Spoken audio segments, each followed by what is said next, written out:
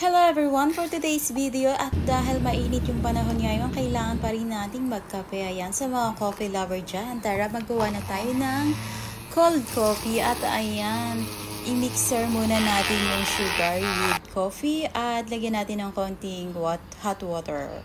At ganito dapat yung result niya. Napaka-creamy na to guys. At ayan, maglagay tayo ng ice cubes. Then lagyan natin ng fresh milk. At lalagyan din natin ito ng cold water. Ayan, combine lang natin. Hindi na tayo maglalagay ng sugar dahil may sugar na yung ating minixer na coffee. At ayan guys, napaka-creamy nito. I-try nyo to at sure na magugustuhan nyo.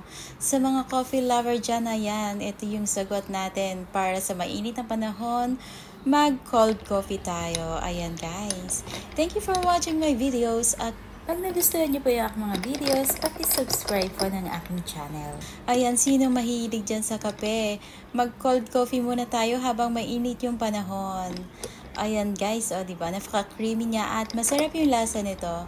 Dahil nag-combine yung pinaka-mocha niya at yung ating fresh milk. Ayan, inumin na natin. Thank you for watching. See you on my next video.